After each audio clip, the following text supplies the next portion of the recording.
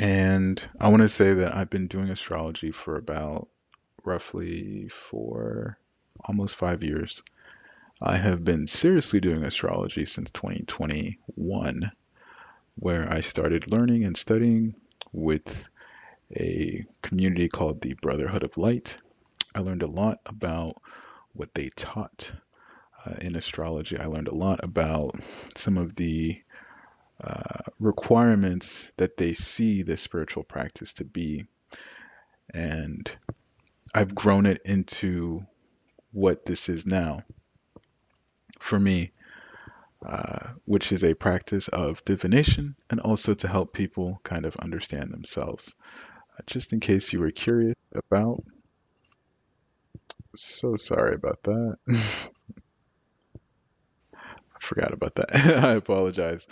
Maybe that got you woken up. So I'm not affiliated, I'm not a part of their community in that way, but this is kind of where I was able to go to their online store and I got all of their books. It cost about like almost $200, and I read through every single book. And I have been doing occult related practices since I was 16.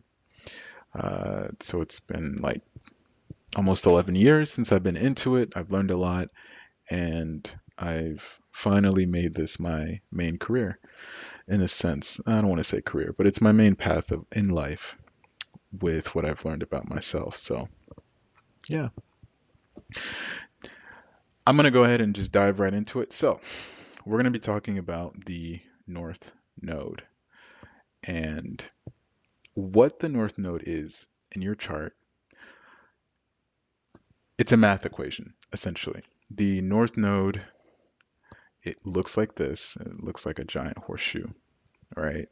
I hope we have a mature audience. So this is what it looks like. The South Node looks like the opposite of that, which is like this, right?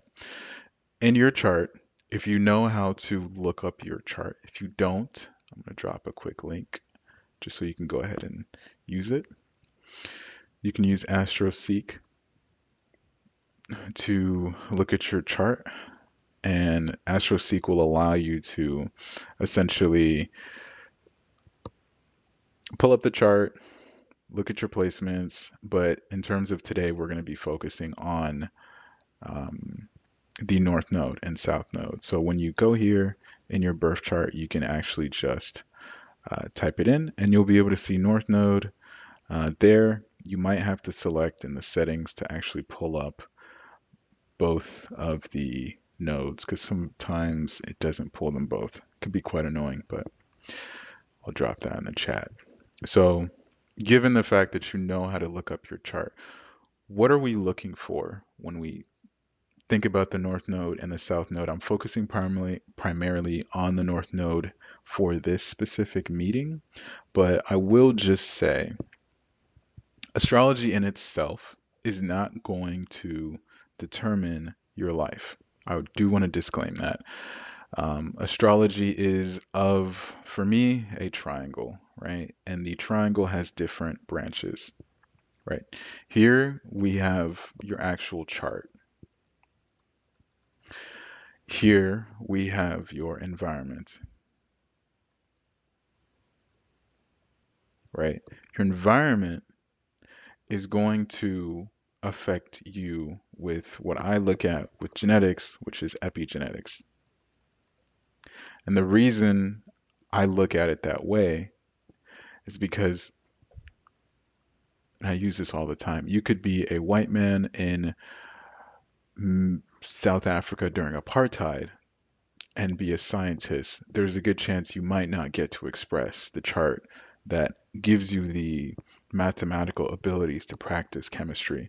You could be a Asian man in West America in California during the Red Scare, and there's a good chance you don't get to actually express that, right? Because of your environment and the time constraints of when you were born.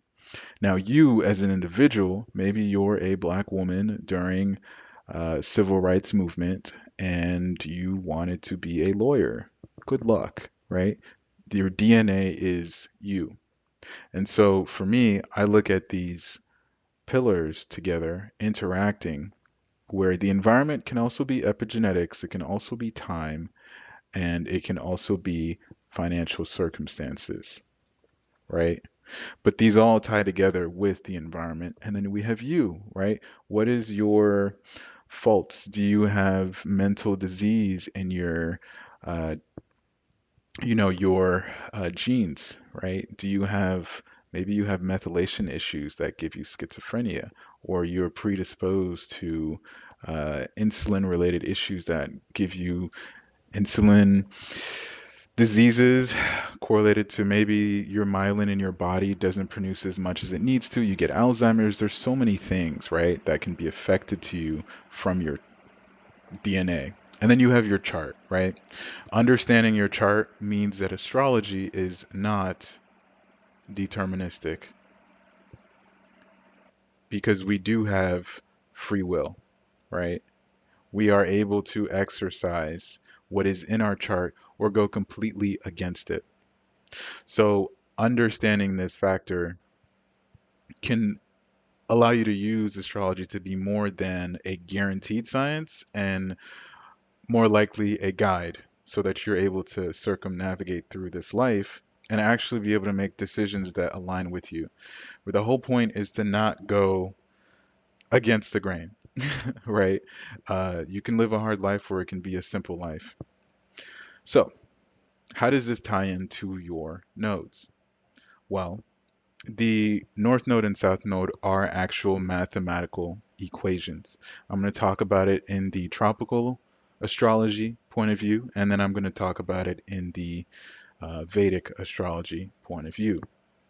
So the lunar nodes, like destiny itself, are not exactly objects, right? The math in them are basically 2 points in space.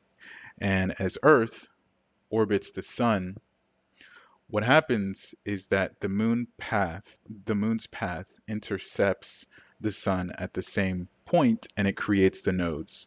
So you could just say, people like to use it as masculine and feminine. People like to say that it is, um, yin and yang in that sense and up and down. But at the end of the day, it is just math, right? And the north node being that sun and the south node being the moon, right? So understanding that, let me go ahead and my drawing is as best as it's going to be. So please bear some patience with me. Understanding these two, what you're going to see here is they point obviously in opposite directions, but it's more than just the fact that they point in opposite directions. It's what they mean in terms of where you're going, right? The distance in opposite directions. As you get closer to the sun, it's all about the self, right? As you get closer to the moon, it's all about comfort and it's also about the self, but it's where you've always been. And so I like to tell people if you look at it, the North Node is like climbing a mountain or going up the steps, right? The South Node is not a descendant, it's like a flat plane, right? It's where you're always going to be at. And so, for that reason, sometimes you'll see people say that your North Node is your current path in life, your South Node is your Akashic record, it's your past history, it's wherever you felt comfort. It's like so many different things, right? And that's not entirely what, it's supposed to be in that sense. But these nodes together, because they're opposite, you can use them as a gauge of where it is that you have, and this is my interpretation, a superpower, and then also an area where you have comfort, right? Where you're coming from, where your roots or whatever. The nodes last in a sign for a sign pair for about roughly 18 months, right? And within that, you have the opportunity to learn more about yourself based upon where the nodes are for you. As well, you are able to learn not just about the nodes, but in your own chart, when you do look at the nodes, it can give you a key factor with things that maybe it could not just drive you crazy, but it's things that you have a tendency to go towards, right? For some people, I really look into their chart and I see that, hey, their nodes are really close to a planet. And for me, I find that to be a much more heavy significator of their nodes being active. Because you can have your nodes in a chart just like this on its own and it not have too much of an effect, right? But if you had your north node right next to your sun here, or you have your south node right next to your Saturn, right? I would then look at that and say, oh, wow, this person's really going to go after it in life. And this person really is going to be trapped by the people around them because of the Libra versus the Aries, right? It adds connotation to the chart in itself. And just to go back to this for a second here, because the nodes go through a cycle, right now, for instance, we're at a important point of the nodes. Depending on where your chart is at and where the placements in your chart um, are, where you have Aries, recently we had a solar eclipse. And so we had a lot of other points in the chart besides just, um, you know, the nodes. So you had Sun, if I go back, give me 1 second here. If I go back about roughly, whoops, that's not what I meant to do. It's definitely not what I meant to do. Hold on a second. There we go. Gonna go back one day when we had our eclipse yesterday around 3:15. Let's go with that, right? PM. All right, roughly about there. The nodes were pretty close, about a 4-degree orb to Chiron, right? Days prior, you had the sun and the node squished in between them with the moon in Aries. So if a child, which I actually know a few kids that I was reading charts for that have been born during this eclipse, they're going to be very heady children. And it's funny because the kids that I've already read charts for, um, they're already doing things at literally just being born that is like shocking their parents. And for me, it's not surprising with the astrology because they're a newborn baby, especially if they're in an environment where they have the ability to be a baby because their parents can financially afford it, and also with them just they don't have any bias yet. So, especially as a child, I love watching kids that do have the stelliums and they're rising really kind of start to just completely take off and just completely enact itself. But, the kids that I did see that were born even before the moon was in Aries and it was in like Aquarius or Pisces, I told their parents immediately, this is going to be a child. This is not going to be, sorry, this is going to be an adult. It's not just going to be in a child because what this kid is going to want to do quickly is going to be insurmountable. Because if you remember what I said before, the node, because it is like a math equation, and this is the absolute closest headiness, I would say, in terms of like the North Node is right next to the sun. And since the North Node is supposed to symbolize the sun, you get a concentration of that energy. It's like an arrow. It's just going to go exactly where it wants, right? And this can be the con of the North and South nodes, because in Vedic astrology, they talk about the nodes in a metaphor. I'm going to go ahead and go over it. So, in Vedic astrology, the nodes are seen as Rahu and Ketu, right? They are the lunar nodes, right? Usually in Vedic astrology, all the planets or the grahas in Sanskrit, they are um, they're fundamental for understanding. Like they have a bunch of different lunar mansions, and they have a bunch of different charts that you can look, like the D9. Those have deeper significance within themselves. But whenever you look at the two of these, they're not seen specifically to exist. In fact, a lot of oral tradition talked about Rahu and Ketu, but there wasn't really any written tradition.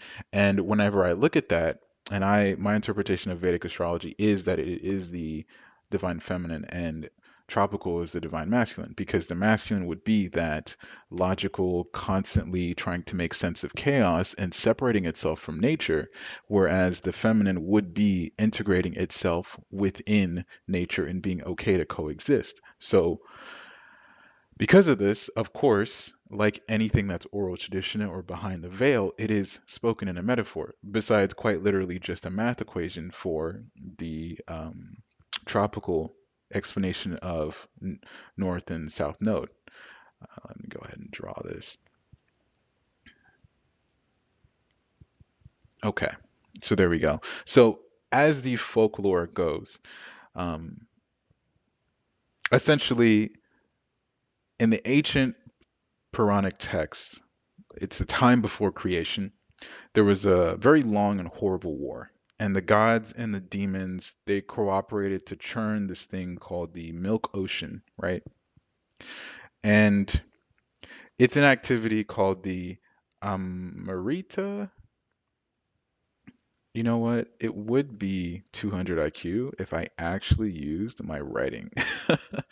Instead of doing that, I could definitely use the ability that this has, which is to write. So let me write that out, right? So it's the Milk Ocean, right? And the activity is called the Amrita. Amrita, there we go. And it is a nectar of immortality intended for gods alone, right? Now, the issue with this is that one of the demons that was in between the sun and the moon, so let's just use this as an example. It was in between the sun and the moon. This was known, let me go ahead and put that there. Um, this was seen as like an issue, and it was like taboo for this demon to be able to be between the sun and the moon, and they're also drinking this nectar. And essentially, Lord Vishnu had this like saucer boomerang and was like, actually, no, and decapitated this demon, right? Um, I'm gonna go ahead and draw that. So what happened is this demon was really like a dragon. I am not going to attempt to draw a dragon for the sake of all of us, but I will put the word dragon and then I'll do this to decapitate it. And the head of the dragon was known as Rahu after, and the tail was known as Ketu. Now, the problem of this is that Rahu is the head of a dragon that is like able to take in the milk and then it has no ending, right? And that's the North Node in essence because it's close to the proximity of the sun, right? It is like the story of Icarus, where you're going as close as you can to the sun. And this is why I said for the kids that have North Node and Sun together, they're going to be an adult quickly because they want to strive for that. And if anything, and this is where I'm getting to the con of it, having a placement next to your nodes can be detrimental in Vedic astrology, depending on the placement, because it can give you just like, for example, a person with Sun and North Node, the narcissistic capability that they have is insane because they only see themselves because they're blinded by the sun, quite literally because their sun and their personality is there. But the North Node making it so when they do things, they always do it in their best interest. Now, if you think about it, it might not be the worst thing, right? For instance, if someone has North Node and Jupiter and it's excuse me, where in I believe exaltation for like cancer, for instance, right? It might not be too much of a bad thing, right? But then maybe it is if it's North Node in Jupiter and Cancer, and then there's an aspect to maybe, excuse me, Venus and Mars and Scorpio, or there's a Capricorn that's in direct opposition to this with it. So you see, the whole chart itself can determine how imperative it is to understand this. Like if I look at the chart of the eclipse here, and I did a video about that, I look at this and I say, this is just intention. But this can also be Napoleon 2.0 because Saturn and Pisces, thankfully, they're weren't exact, but this conjunction with Saturn and Pisces could be to basically lock down, to destroy borders, and to get away with things that are not seen. We saw with the conjunction of Saturn and Pisces, initially bridges were going down because ships were hitting it, right? Water and a movable structure now being moved. But the Mars in Pisces could also be a significance of getting away with stuff like that with Pisces. Now, on the healthy side of it, this could also be a spiritual leader, a heavy spiritual leader. And so it goes back to the point where I said astrology is not deterministic because if the person is quote unquote quote unquote going towards a good morale and they are healed and they had the good opportunities, they could be really peaceful. And then this chart just becomes heavy philanthropy, right? With the financial backing of this in the 10th house, this could become a chart that looks after people so much so that it wants the best for people, right? So the ending of the story in terms of Rahu and Ketu is that Vishnu put the two into the sky at different opposites. And because of this, every year, twice a year, we have a solar or a lunar eclipse where they get together and they exact revenge, right? Now, the same sort of thing happens in people's individual charts in the process where you would call it your nodal reversal, right? At age 27, the nodes that you have will be inversed. They will go the opposite direction. So if you have north node, it would be south node and Aries on top of each other. And that's like kind of like a mirror moment. And it's said that the dragons are releasing this ultimate revenge onto you in your life if you're not in alignment or if you're not aware of who you are, right? And that's really it. That really does summarize the notes. It is it is very chaotic in times, um, and hopefully that can kind of really break down the nodes. There's not too much that I think you need to go after it, besides just knowing where it is in your chart, what it aspects, and keeping an eye out for that with the rest of your chart. So I'm going to go ahead and stop the recording.